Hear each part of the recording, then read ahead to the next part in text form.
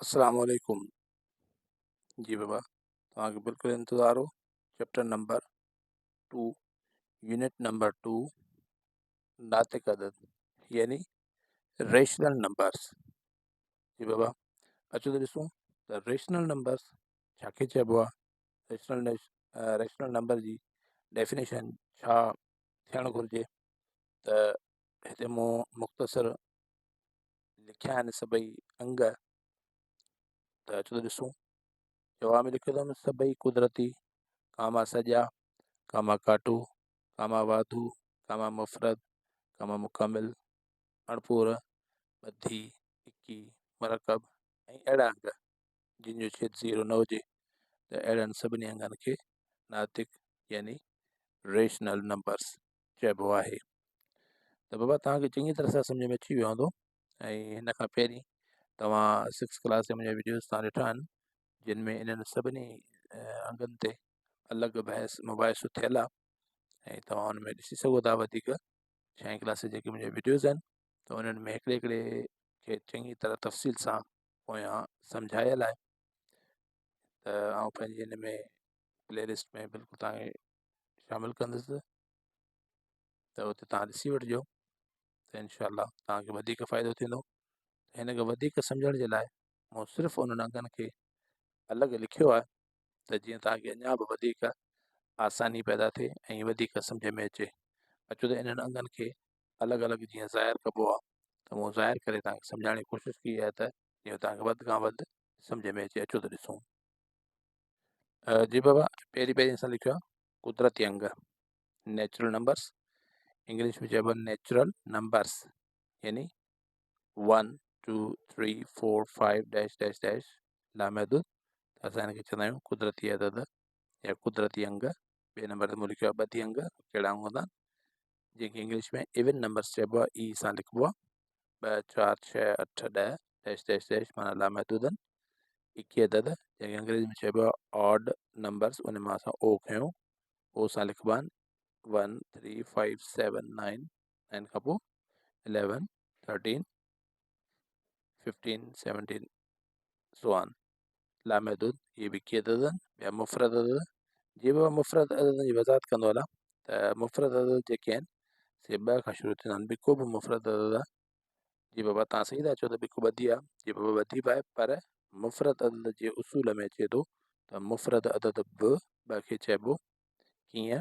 मुफ़रद अदद चइबो हिन खे आहे जंहिंखे 2 जो खोड़ो ऐं पंहिंजे पाण जो खोड़ो लॻे। यानी ही जेके ॿिया अंग बचनि था हर अंग खे पंहिंजो पाण ऐं 1 जो खोड़ो वंडे मुकमिल। त अहिड़नि अंगनि खे असां मुफ़रद अंग चवंदा आहियूं। सॼा अदद जी बाबा तव्हां पोयनि बाबनि में पढ़ी आया आहियो त कुदरती अदद ऐं सॼे अदद में फ़र्क़ु कहिड़ो आहे। सिर्फ़ु 0 जो। सॼा अदद 0 सां शुरू थींदा आहिनि। बाक़ी अॻिते साॻिया कुदरती अददनि वांगुरु हूंदा आहिनि ऐं नेचुरल नंबर्स सिर्फ़ु 1 खां शुरू थींदा आहिनि। इहो ॿिन्ही में मेन फ़र्क़ु आहे। उन खां पोइ मुकमिल अंग जेके असां इंटीजर्स नंबर चवंदा आहियूं ऐं हिननि खे असां होल नंबर्स चवंदा आहियूं। जंहिंमां डब्ल्यू खयोंसीं इंटीजर्स नंबर खे असां ज़ेड सां लिखंदा आहियूं।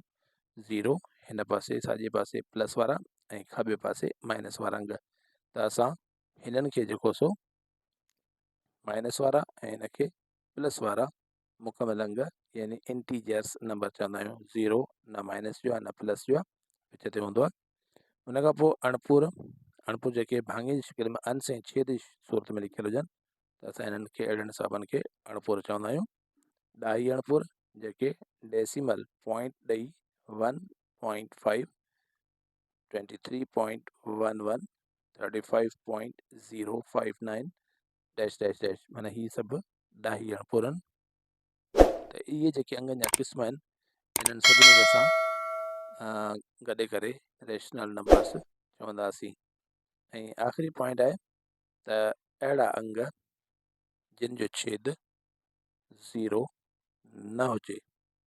अहिड़ा अंग जिन जो छेद 0 न हुजे उन्हनि अंगनि खे बि असां नातिक अदद चवंदासीं, रेशनल नंबर चवंदासीं। यानी ही जेके बि असां अंग पढ़िया ही सभु जा सभु नातिक अदद आहिनि। ऐं इन्हनि सभिनी जे हेठां छेद जे हेठां 1 आहे जेको हिडन रूल आहे, लिकल आहे, जेको सम्झो वेंदो आहे मैथमेटिक्स जी ॿोलीअ में।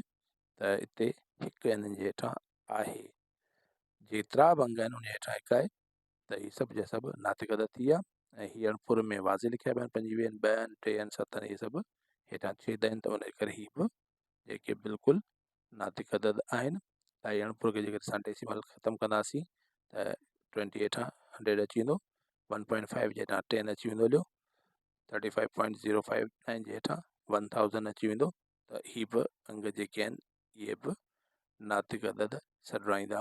तव्हां सम्झ में पहिरियों वारो तव्हांखे चङी तरह सां सम्झ में अची विया हूंदा कंहिं क़िस्म जी का बि मुश्किलात कोन्हे। हिन खां पहिरीं वीडियो ठाहियो थो हुनखे पोइ गौर सां ॾिसो ऐं हिनखे बि सम्झण जी कोशिशि कयो त तेसिताईं तव्हां पंहिंजो चङी तरह सां ॾिसंदा रहो वीडियोस ऐं बार बार रिपीट करे ॾिसंदा रहो त जीअं तव्हांखे मुकमिल तरह सां सही तरह सां सम्झ में अची वञनि त उन खां पोइ तव्हांखे फर्दर अॻियों जेको सुवालु ईंदो सो वधीक आसान सां सम्झ में ईंदो।